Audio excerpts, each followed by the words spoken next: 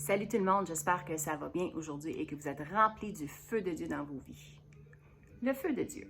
Est-ce que vous vous êtes déjà posé la question, qu'est-ce que ça veut dire le feu de Dieu? Qu'est-ce que ça veut dire pour moi être rempli du feu de Dieu? Pourtant, une phrase qu'on utilise beaucoup dans nos milieux chrétiens et dans nos églises. Le feu. Alors, parlons du feu aujourd'hui. Le feu, c'est quelque chose qui nous attire, que ce soit un feu de foyer, un feu de camp, même une chandelle. C'est beau, ça nous attire. Un feu va illuminer la noirceur. Un feu va nous réchauffer. Un feu va brûler tout ce que tu mets dedans. Que ce soit du bois, du papier, du carton, ça va le brûler.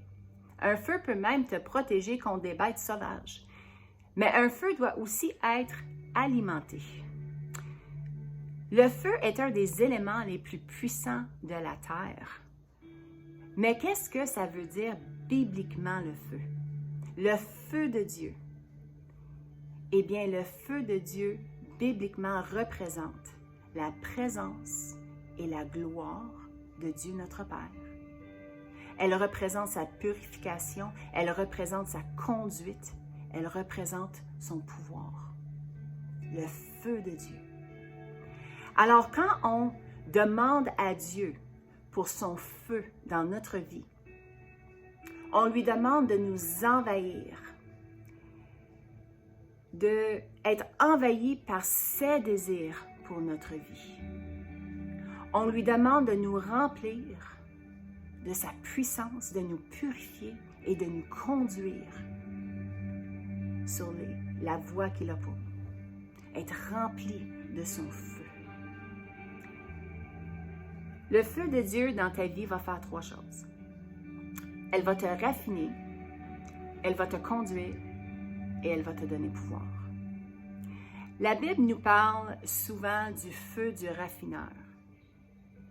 Et ce que le feu du raffineur fait, c'est que ça brûle les impuretés des métaux qu'on met dedans. Par exemple, si on aurait une pépite d'or ou une pépite d'argent dans son naturel, n'est pas très beau.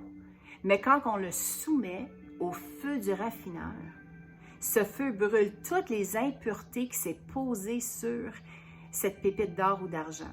Et quand on sort la pépite, cette pépite est brillante et sa valeur est vraiment mise en évidence. Et c'est ce que le feu de Dieu fait dans nos vies. Elle brûle les impuretés dans notre vie, dans notre cœur, pour que Dieu puisse être mis en évidence dans nos vies.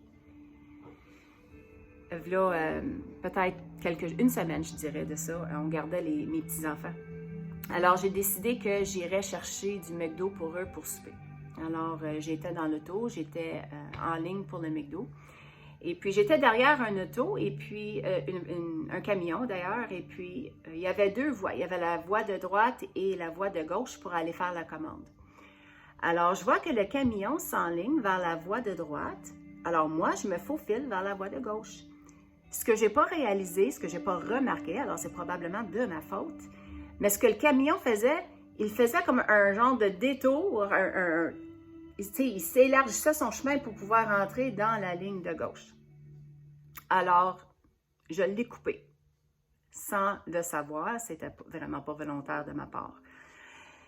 Alors moi, j'étais en ligne, connaissante de rien, et puis j'entends crier derrière moi.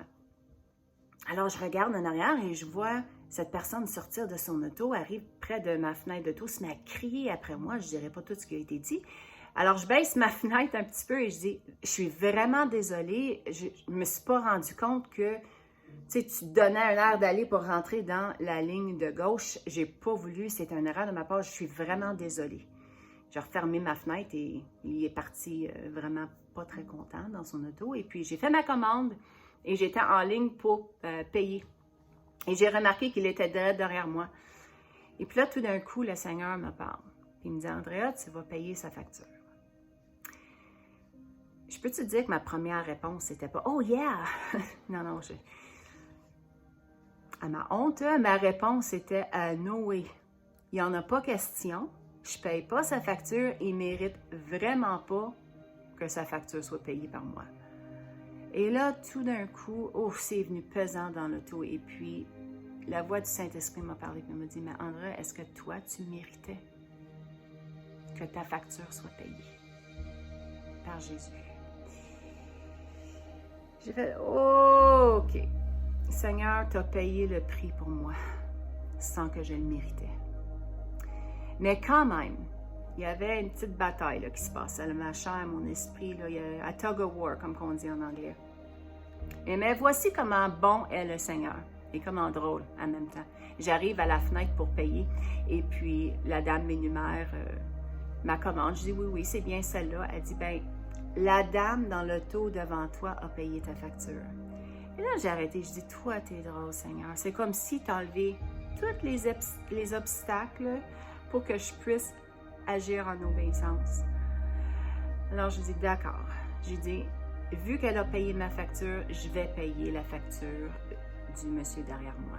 Et je suis partie, j'ai payé sa facture, je suis partie et puis j'ai senti vraiment ce poids lever de sur moi. Mais est-ce que je peux vous dire que dans ces 5 à 8 minutes-là, j'étais dans le feu du raffineur? Mon cœur est en train de se faire raffiner, mon attitude est en train de se faire raffiner. C'est pas toujours facile d'être dans le feu du raffineur, mais le feu nous purifie. Elle lave nos péchés. Le feu fait monter à la surface les choses qui ne sont pas bonnes pour qu'on puisse l'enlever et devenir l'être brillant et que l'évidence de Christ se fasse voir dans nos vies. Le feu du raffineur.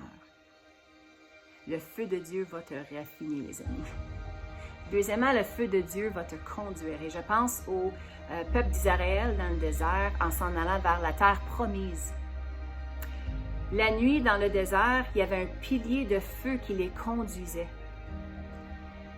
Dans le désert, la nuit, il fait très noir et il fait très froid. Et je ne suis jamais allée dans le désert, mais je m'imagine qu'il doit avoir quand même du danger. Et puis le soir, ce pilier les conduisait, illuminait le noir autour d'eux, les réchauffait, leur donnait une chaleur en même temps et les protégeait la nuit.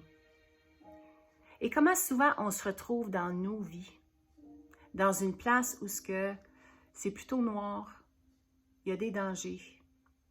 Mais quand on suit ce pilier de feu, il y a une protection et une chaleur et quelque chose qui illumine notre chemin. Le feu de Dieu. La Bible nous dit que sa parole est une lampe à mes pieds et une lumière sur mon sentier.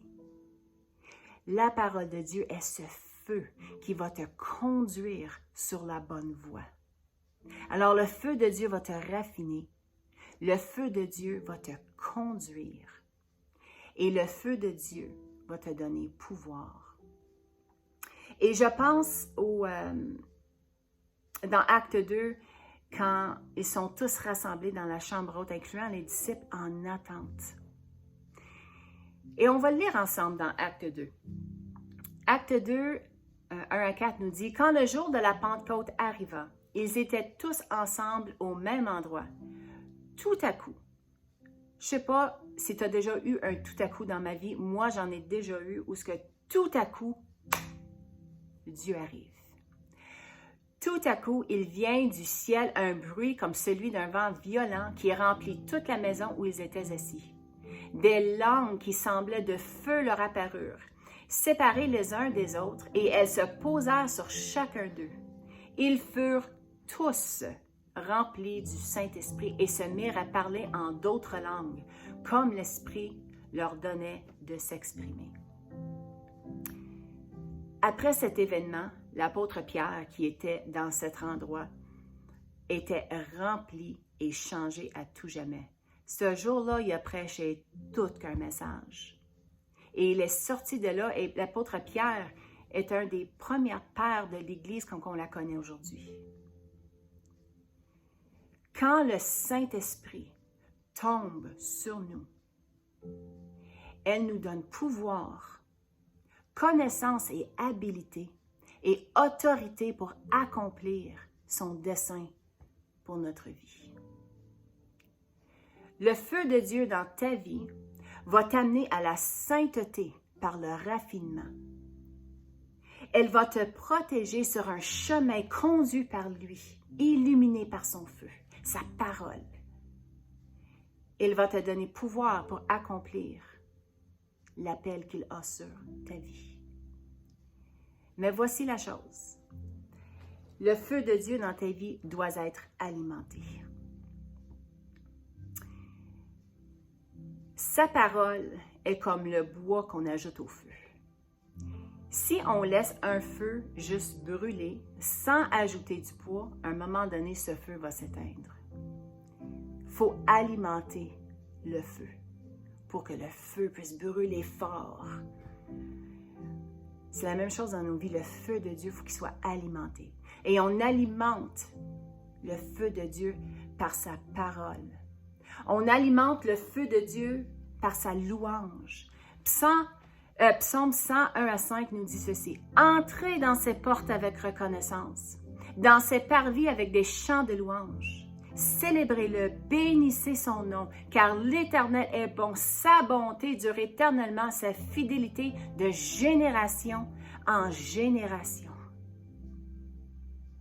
De génération en génération. Quand tu alimentes le feu de Dieu dans ta vie, par sa parole, par sa louange, les générations qui te suivent vont goûter au feu de Dieu. Tu prépares quelque chose pour les générations à suivre. Et il faut aussi alimenter le feu de Dieu par la prière, par la relation avec Dieu. Jacques 4,8 nous dit « Approchez-vous de Dieu et il s'approchera de vous. » Alors, alimenter le feu par la prière, par la relation que tu as avec lui, alimenter le feu par la louange qui va changer ta vie de génération en génération et louez-le. Laissez ce feu-là alimenter votre âme et alimenter le feu par sa parole qui nous conduit dans les bonnes voies. Dieu désire partager son feu avec nous. Que notre témoignage du feu de Dieu dans notre vie puisse attirer tous les gens de la terre vers lui. Oh, mon désir pour vous aujourd'hui, c'est que vous puissiez goûter au feu de Dieu qui nous raffine, qui nous conduit, qui nous donne pouvoir pour accomplir son plan pour notre vie. J'espère aujourd'hui que ce message vous a béni et qu'il vous a donné le goût de vous emparer du feu de Dieu. Parce que le feu de Dieu va vous changer à tout jamais. Soyez bénis aujourd'hui. On vous aime. On a hâte de vous voir et on espère vous voir ce dimanche à nos groupes maison. Que Dieu vous bénisse. Dieu.